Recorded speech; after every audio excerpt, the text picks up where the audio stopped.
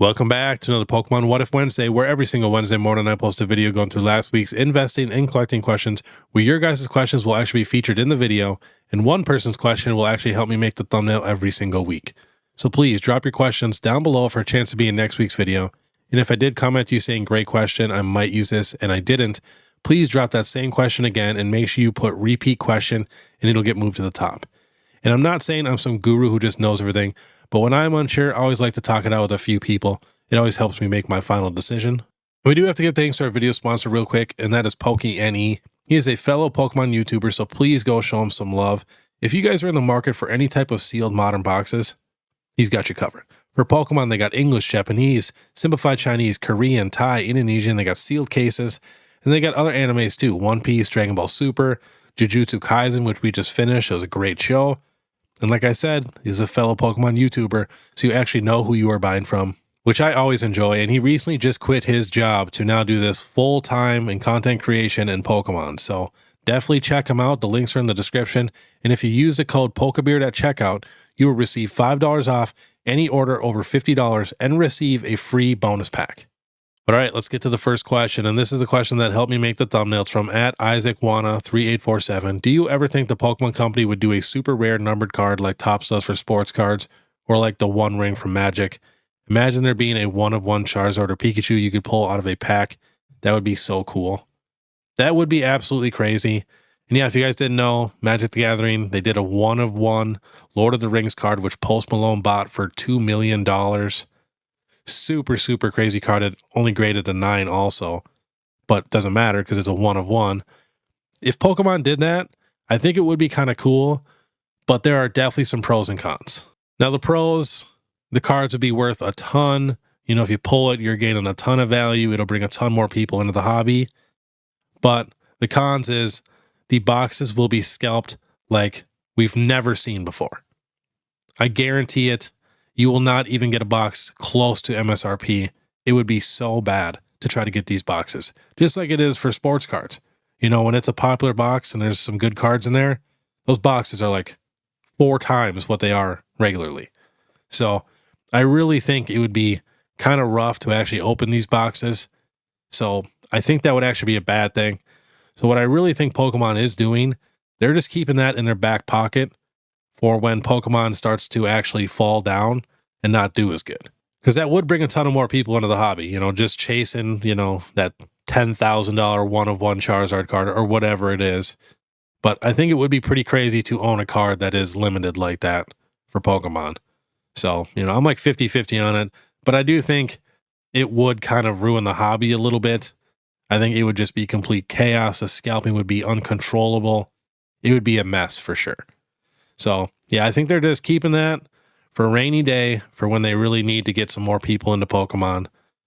But super good question. And let me know down below, do you guys want to see numbered cards? I would love to know. All right, next question is from @EvanWeenand. Probably butchered that. Hey, Beard, trying to put together a nice Evolutions binder with cards from across the generations. Any recommendations of obscure Jolteon, Espeon, Umbreon, etc. I may want to look for? Well, I pulled out a couple here. Well, these cards are pretty affordable here. And pretty unique, the Unaga cards, pretty new, so you can get the whole complete set. They even got the Eevee. So those are solid. But if you want to go a little bit older, I love the Delta species. I think there is an Umbreon one too. You know, you can get the Jolteon, Flareon, Vaporeon, Reverse Hollows. Super cool cards. And then too, even just the regular EXs down here are absolutely beautiful. Some of my favorites. And then too, one of my all-time favorite evolution cards is this Japanese versus Karen's Umbreon. I would take this over Moonbreon 100 times over. I'm not even exaggerating. It is so beautiful. I just absolutely love it. Next, there's a few Prime cards that I think look really nice. The Umbreon and Espeon here. They really pop, and they're not like super expensive for relatively older cards. And to end it off, checking generations here. They got some awesome evolutions. I mean, look at that Flareon. Just having all 3 of them on the card like that. You got the Sylveon with the Eevee. You got another Sylveon with the Eevee down here. Super adorable Flareon. Like, you cannot beat those evolution cards. So hopefully I helped you out a little bit. There's definitely a ton of evolution cards. Next is from @BrandonLove8374 with the new reprint/restock of Paldea Evolved. I've been hearing about if the card quality is way better and the Magikarp is easier to get. a PSA 10, would that drop the prices of all PSA 10 Magikarps? I have 2 and wondering if I should sell before the reprint or if I should hold. So I don't think it's going to drop it a ton if they do, because, I mean, the Magikarp's still pretty tough to pull. And last sold $575 or best offer, $560, $599. We got a $712 here. Wow. Plus $45 in shipping. Then we got a $575, $575. Pretty much right at $550. $535 down there. Japanese is $75. Just know if you are investing into Pokemon cards, they're constantly going to go up and down, up and down, up and down. So if you're super, super worried about stuff like that, I'd maybe get a little more into sealed. You know, sealed's definitely a little more steady. But yeah, Pokemon cards will definitely go up and down. It just depends. We got a bunch of crazy sets coming out. This card could easily drop another $100. You never know. But then, 2 years from now, this card could be $1,000. So just remember that when you're dealing with actual Pokemon cards, it's not as easy as sealed products. But yeah, I don't think the reprint's going to do much to Magikarp itself. Next is from Matt Quills 1993. I've been debating on selling my PSA 10 Rainbow Charizard VMAX, but can't find an accurate price on it. If you can help me out, I appreciate it. No problem. So if you ever want to do that, just type the card in on eBay and then go to Advanced and then go to Sold Items here. On your phone, it looks a little different. You just got to scroll down a little bit further and then it'll actually show. You'll know when it's sold because it'll be green. So last sold $299, $260, $242, $212, $330, $250, $250, $260, $265. So it sounds like $250-ish would be a decent price for this card. Try to obviously get $300. A lot of people, it depends on the quality of the card. Just because it's a PSA 10 doesn't mean it's a perfect card. So if your card is truly, truly perfect in there, take a ton of good pictures and ask for more. Because there are people that hunt like really, really, really clean PSA 10 cards. All right, next is from Huzini. Was wondering if you're aware of Pokemon Amada stickers. They were pretty big in Japan in the early 2000s. Super cool art, and some are pretty valuable. Definitely my favorite Pokemon related thing to collect outside the TCG. Let's take a little peek here on eBay.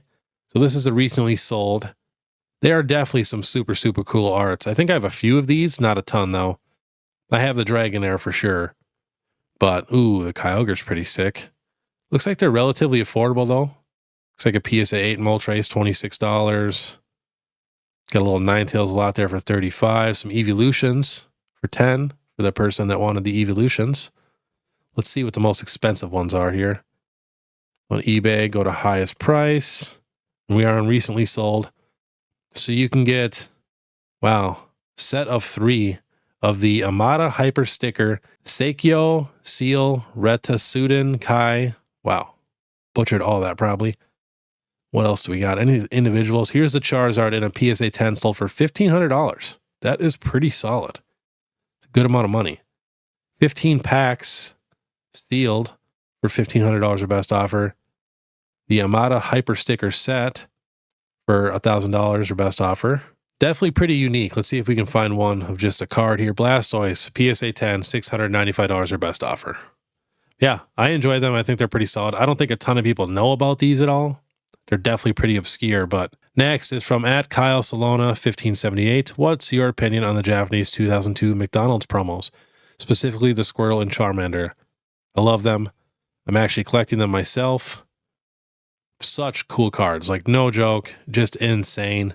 I have a couple, but I want to complete the entire set. I mean, even the Mew here is just crazy. Nuts. Let's see here. Let's check some prices. Chikorita, $55. Squirtle sold for $105. The Mew moderately played sold for $81. The Squirtle in a PSA 9 sold for $250. The Pikachu for $76. The Charmander for $75. I mean, the art is just insane on these. We got the Slowpoke here in a PSA 10 for $207. We got a PSA 10 Chikorita for $137. I feel like that's not terrible. But yeah, I'm a huge fan of these. These are actually some of my favorite all-time Japanese cards for sure. We got a Beckett 9.5 Chikorita sold for $71. Well, what does this Pikachu sell for? PSA 10 Pikachu for $450. Not bad at all. Next, Instinct X Instinct. Last time you answered my question, you said slow down on ripping and start focusing on singles. Heard, Chef. Next question is, how good of an idea is it to buy people's collections on, say, Facebook Marketplace. I don't mean gambling with a bucket of cards, more like binders with good pictures, local meetups where I can see the cards in person, etc. If you were to do that, what's the best way to be fair, not rip someone off, and still get a good deal on cards? 70%, 80%, 90%. Thanks for being here for the community. So when I buy lots on eBay, when I'm bidding or just, actually buying lots, I try to get it for 50%. Like, no joke. It's on eBay, it's on auction, it goes for what it goes for. Or if people have it on buy it now, if they, it's a good deal, I'm buying it. So definitely try to get it for the best deal possible. Don't give them like 20, 30, 40%, at least 50% or more, to be honest. And then too, when you're doing that in person, you got to go drive, meet the person, go through the whole collection. Like, it's a lot of work to do it, to where like even a store, they don't have to go anywhere. They don't have to search. People just bring them stuff. So I do think it is fine doing, 50, 60% when you're doing it in person. But it also depends on the collection. If you're doing just like a few individual rare cards, it's a little tougher to do 50, 60%.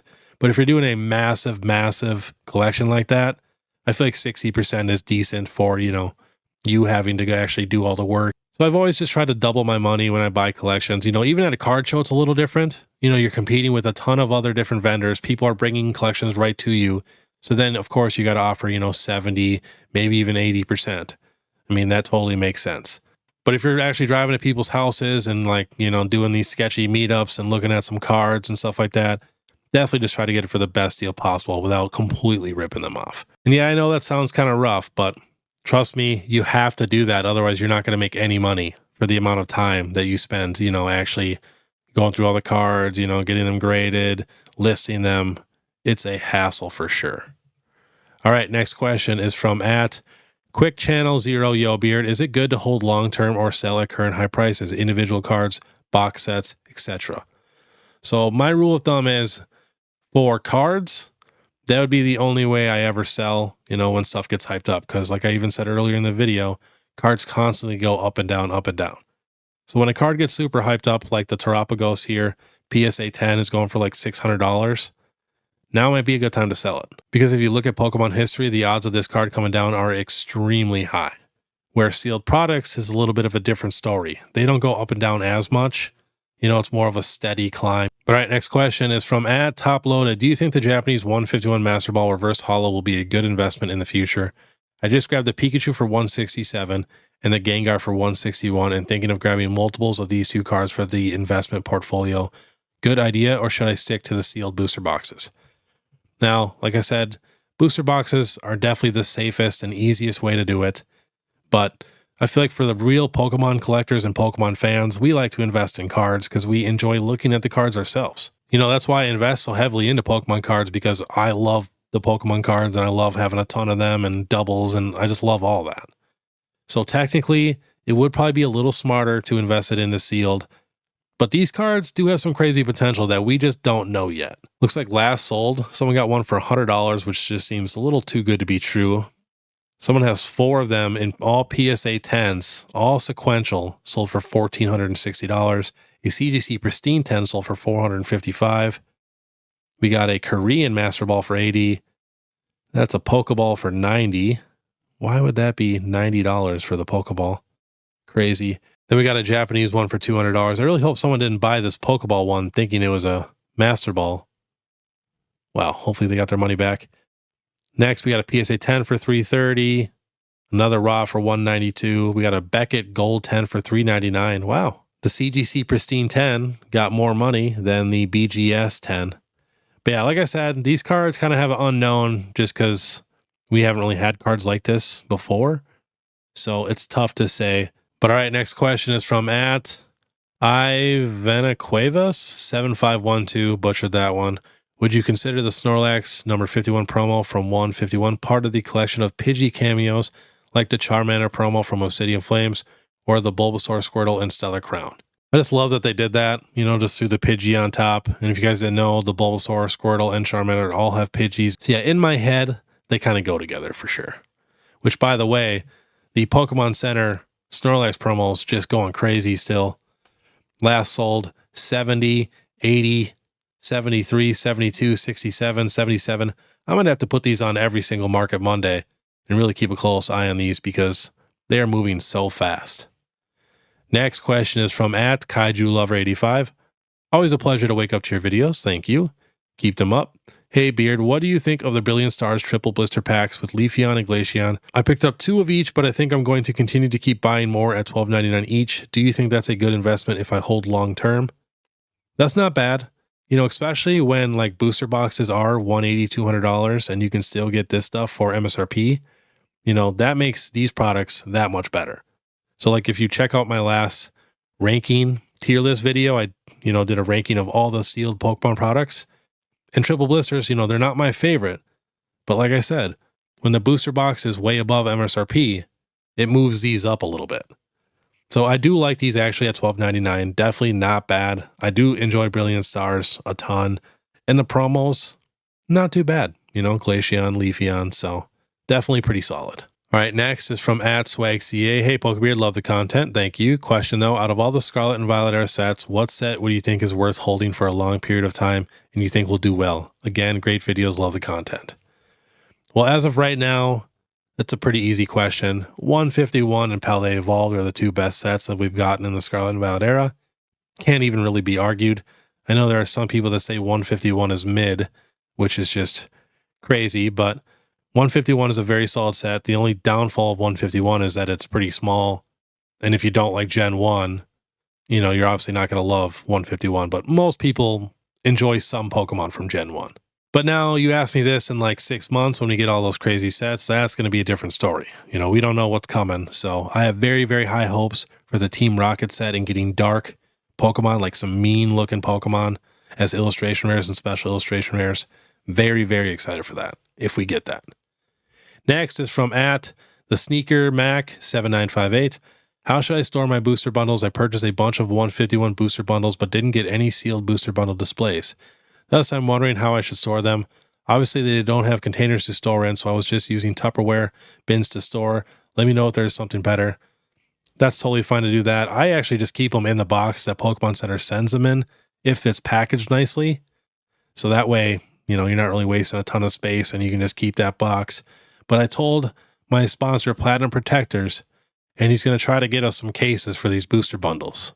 So he's going to be working on that, and I'll let you know ASAP when they come into stock. Next is from a member @AaronBF20. Thanks for the advice. I did put it up for sale raw to see if I can get a little over what was paid.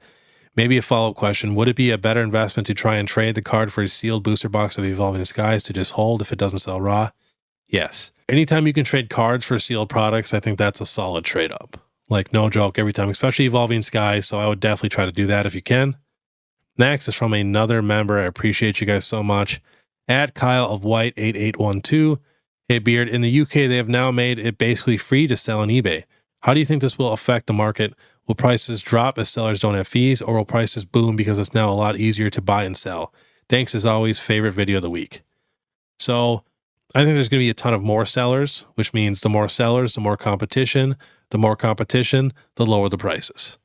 People are going to want to sell their cards quick, so they're going to have to, have the lowest price in order to sell those cards quick. So I honestly think it's a good thing for everybody, and I hope the US gets it. That would be awesome for sure. Next is from @ChrisQuick1043. Got back into Pokemon 6 months ago, and you have been my go-to channel for all things Pokemon. Thank you. I really, really appreciate that. I'm thinking about grading some vintage base set unlimited and some modern cards. I was going to send them all to PSA, but now after finding tag grading where they use AI to scan the card, I'm thinking about using them. What do you think? Maybe vintage to PSA and modern to tag? Tag also has an awesome looking slab and a full breakdown of why your card got the grade it got, minus the concern of the grader's mood for the day. Now, I do understand the appeal to AI grading, and I do think that will be the future soon, but I'm telling you, just think of the amount of people that collect tag compared to PSA is like probably 1 to every 1,000 people collect PSA. Like, it's just not even close. So if you grade with tag, just know, if you ever want to sell your cards, the amount of people that are interested in them are going to be pretty small, or they're going to just want it to crack the slab into a PSA or CGC or Beckett. So honestly, I'd probably go with one of the big 3, especially if your cards are not super, super perfect, like super, super clean. I would definitely try PSA, because if you do some AI grading with some, rougher cards, you're not going to like your grades. So I always say, you know, if your cards are like absolutely perfect, like I'm talking so clean, then, you know, try maybe Beckett, try to get that black label, or maybe even a CGC Pristine or something like that. And then if your cards, you know, have a little white mark here and there, you know, that aren't absolutely perfect, you might as well try PSA and, you know, take a chance at getting the 10 because you have way better odds. But yeah, I totally get it. I'm with you. You know, I hate that it just depends on the person's mood of the day. Don't just buy the card for the grade. You know, actually look at the card itself. You know, just because it says a PSA 10 does not mean it's an actual PSA 10 in there. So always look at the card before you buy the grade. Next is from @JerryZaros SRS 8657. Thank you for answering my question. I have another one for you. What's the best way to sell my hits?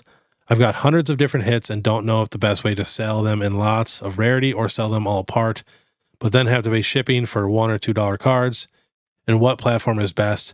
I don't have a respected eBay account with lots of sales or good reviews. Sitting on hundreds, maybe thousands worth of hits, and it's time to make some money out of it. So if you don't have a good eBay store, you might as well try and start selling on there to build that up. If you have some bad reviews already and it's small, just get a whole new eBay store and start over. So it might be worth it to actually build that up. Otherwise, the easiest thing would probably go to a card show and try to find somebody who's paying, you know, pretty good, you know, 80% or whatever it is, and just try to sell your whole entire collection at once. That's probably the easiest, most simple thing to do. But again, you know, it's tough to find somebody who's going to take every single card off you. A lot of them are pretty picky. But otherwise, you know, you could even go to a card show yourself, you know, rent a table. They're usually around $100 to $200 and sell the cards yourself. That's super fun. You know, new experience that you'll remember forever. You'll possibly meet some new friends. So that's definitely a great option. Otherwise, you could do TCG Player, which is also a hassle to build up to get to the top tier. But all right, next question is from @MrMolly54. So I purchased a booster box equivalent of sleeve booster packs of Fusion Strike from Pokemon Center at the great price. Should I keep them sealed long term or rip for the Gengar or Espeon? I know the pull rates are tough. And do you think they will sell out quickly on the Pokemon Center and keep the now value, or will this restock affect the value short term? Thanks, man. So remember, if we're investing into sealed Pokemon products, don't really think of anything short term. You know, everything's long term, and you got it for a good deal when, you know, technically Fusion Strike is starting to go up in price. I'll just hold on to it. If you must, you know, sit there, look at your packs and really feel it. If you ever watch Yu-Gi-Oh, you know, Heart of the Cards, and pick one pack to open. If you don't get anything, it's done. You know, you took your chance, you gambled, keep the rest sealed. Trust me, in a few years, you will be so happy that you did. Next is from @FindingEV. Not sure if you ever answered this, but I'll ask again. With the rise of the price of Moonbryon, if I have a BGS 9.5, should I crack it and resubmit it to PSA for a chance at the 10?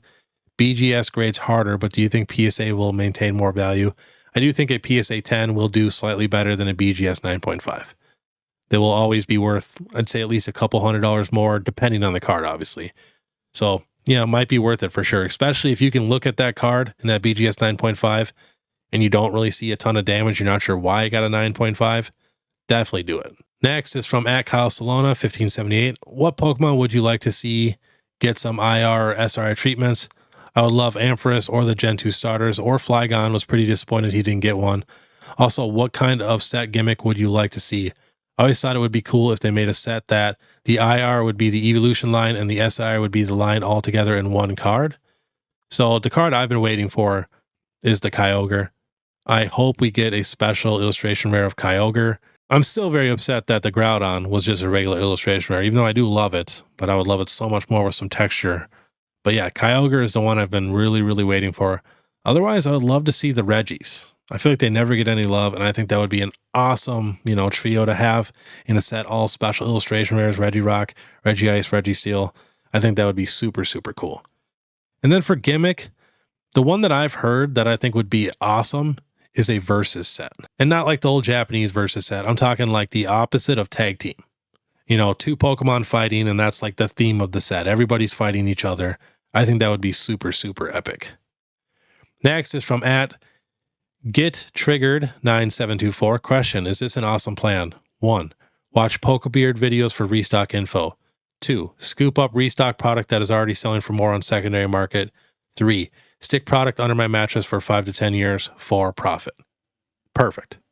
No joke. Perfect. Next is from at TD Morton 29. Would you ever make a video showing off your collection? Would love to see a mini tour of your statues, graded cards, display, etc., or even other collectibles outside of Pokemon.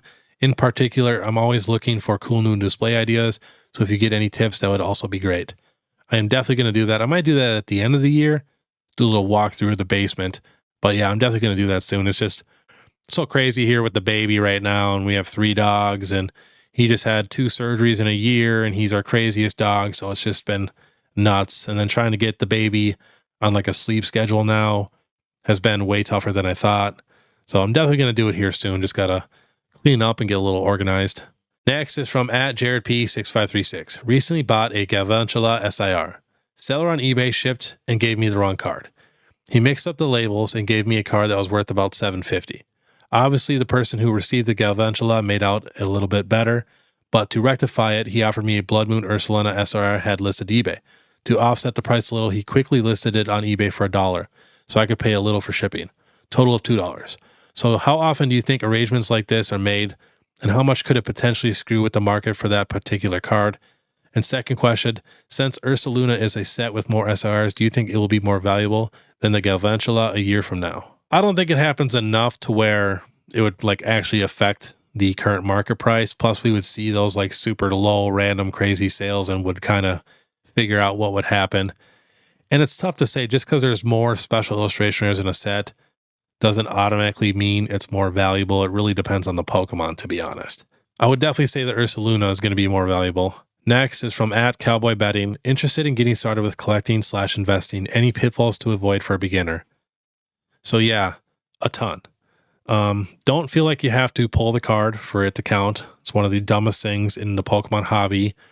The people that think you have to pull it, you know, they're sentimental collectors or whatever. It doesn't matter. You know, buy the cards if you want the cards. You're going to save a ton of money. And then don't try to master set these new modern sets. So, you know, like let's say if you like Paldea Evolved, it's going to be tough and take forever to actually master the entire set. And you're going to spend a ton of money on cards you don't even really like. So I always suggest, you know, type in Pokemon card sets, go to Pokemon Collector, and you can look at every single set. Doesn't take too long. Look at all the sets, look at all the vintage, the new modern, so you kind of know what cards you like and don't like. And then from there, you know, really focus on what you like. Like I know every single card that I want. I have it on my phone. Every single card that has ever been printed in all of Pokemon, in Japanese, everything, I know exactly what cards I want. So there's no cards where I'm going to be like, oh, I've never seen that card before. I kind of want that.